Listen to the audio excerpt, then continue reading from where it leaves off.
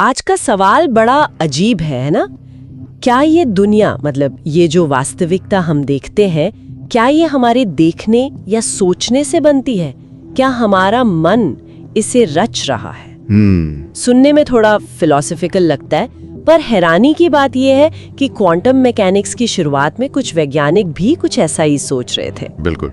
और जो स्रोत हमें मिले हैं वो इसी पहेली की तरफ इशारा करते हैं। कहीं ना कहीं वो पुरानी वेदांत की माया वाली बात भी याद आती है। हाँ, वो कनेक्शन दिखता है। तो आज हम इन्हीं स्रोतों के आधार पर इस गुत्थी को, मतलब इस उलझन को समझने की कोशिश करेंगे। कहाँ से शुरू करें?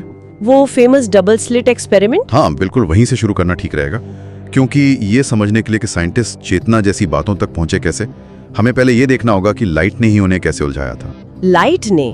कैसे? कि वो कण है या तरंग, पार्टिकल या वेव, ये कंफ्यूजन बहुत पुराना है और विज्ञान तो प्रयोगों पर ही चलता है। तो यहीं से डबल स्लिट जैसे प्रयोगों की कहानी शुरू होती है। अच्छा, तो पहले ये लाइट वाली पहेली सुलझानी पड़ी। तो इतिहास में स्रोत बताते हैं कि न्यूटन और हाइगन्स में जबरदस्त बहस थी इस पर। हाँ, न्यूटन मानते थे कि लाइट पार्टिकल है, कण है, और हाइगन्स कहते थे कि नहीं, वो वेव है, तरंग है। और फिर किसका पलड़ा भारी रहा? काफी टाइम तक तो न्यूटन की बात ही मानी गई, लेकिन फिर 19वीं सदी में थॉमस यंग और फिर फ्रैंको अरागो, इनके एक्सपेरिमेंट्स ने इंटरफेरेंस पैटर्न दिखाए। इंटरफेरेंस? जैसे पानी की लहरें। बिल्कुल वैसा ही। तो साबित हुआ कि लाइट तरंगों जैसा व्यवहार करती है। स्कोर हो गया 2-0 तरंग के पक्ष में। लगा कि मामला सुलझ गया, पर नहीं, कहानी यहीं खत्म नहीं हुई। 20वीं सदी आई और आइंस्टाइन आ गए अपने फोटो इलेक्ट्रिक इफेक्ट के साथ। फिर आर्थर कॉम्पटन के स्कैटरिंग प्रयोग। ओह, इन्होंने क्या दिखाया? इन्होंने फिर से साबित किया कि लाइट कणों की तरह भी बर्ताव करती है। जैसे वो इलेक्ट्रॉन से टकराती है तो स्कोर फिर बराबर 2-2। कमाल है। तो मतलब दोनों, कण भी तरंग भी? हाँ, आखिरकार वैज्ञानिकों को यही मानना पड़ा, लाइट का दोहरा स्वभाव है, डुअल नेचर। अजीब है ना? वाकई बहुत अजीब। पर कहानी इससे भी आगे बढ़ी, जैसा स्रोत बताते हैं। 1924 में लुई डी ब्रोगली, उन्होंने एक और सवाल खड़ा कर दिया। हाँ, बड़ा क्रांतिकारी सवाल था। उन्होंने सोचा कि अगर लाइट का डुअल नेचर है तो पदार्थ क्यों नहीं, मैटर जैसे इलेक्ट्रॉन, वो क्यों नहीं वेव जैसा हो सकता? और क्या ये साबित हुआ? बिल्कुल। 3 साल बाद ही 1927 में डेविसन जर्मर प्रयोग ने ये दिखा दिया, क्वांटम लेवल पर पदार्थ भी तरंगों जैसा व्यवहार करते हैं। अरे, ये तो मतलब सब कुछ बदल गया होगा। हाँ, ये विज्ञान में एक जबरदस्त मोड़ था, एक बड़ा टर्निंग पॉइंट। तो यहीं से वो असली उलझन शुरू होती है जिसकी बात हम शुरू में कर रहे थे, सही?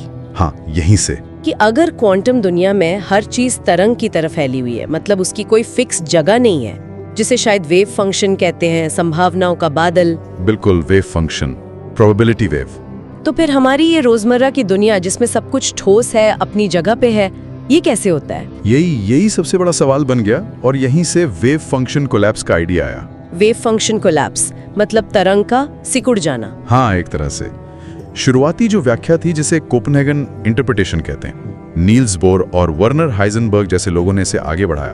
उन्होंने कहा कि जब हम किसी क्वांटम सिस्टम को देखते हैं या मापते हैं मतलब हमारी नजर, हाँ, या कोई भी मेजरमेंट, तो उसका वेव फंक्शन कोलैप्स हो जाता है।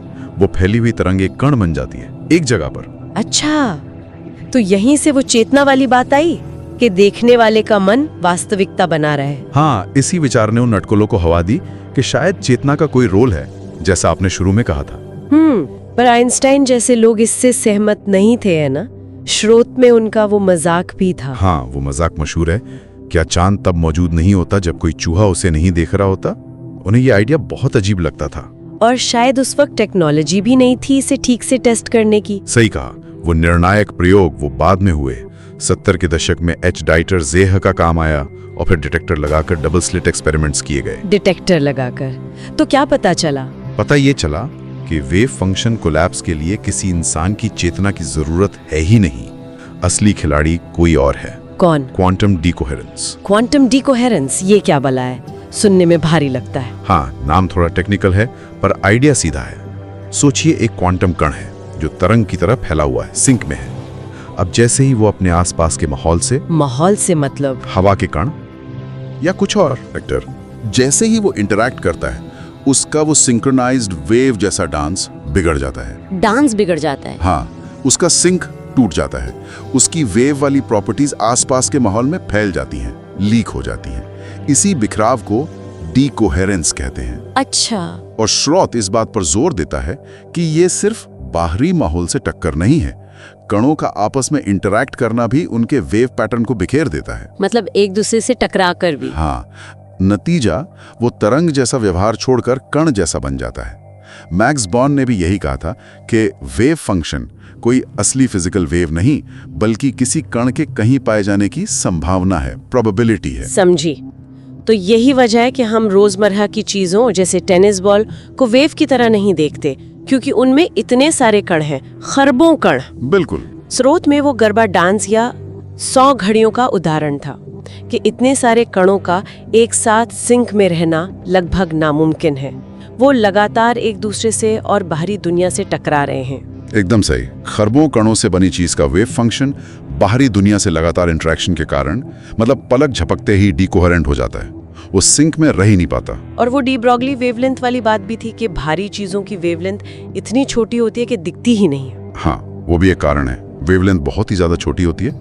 तो इन सब वजहों से हमारी रोजमर्रा की दुनिया और क्वांटम दुनिया की नियल अलग अलग लगते हैं। ये भौतिक प्रक्रियाएं हैं, डीकोहेरेंस जैसी, कोई रहस्यमयी चेतना का खेल नहीं। कमाल है। तो मतलब क्वांटम मैकेनिक्स के जो शुरुआती रहस्य थे, जिन्होंने चेतना को एक भूमिका दे दी थी, वो अब डीकोहेरेंस जैसी फिजिकल प्रोसेस से सुलझते दिख रहे हैं। हाँ, काफी हद तक। स्रोत का मुख्य पॉइंट यही लगता है कि वो वेव से पार्टिकल वाला बदलाव देखने वाले की चेतना से नहीं, बल्कि कणों के अपने माहौल के साथ फिजिकल इंटरेक्शन से होता है। बिल्कुल।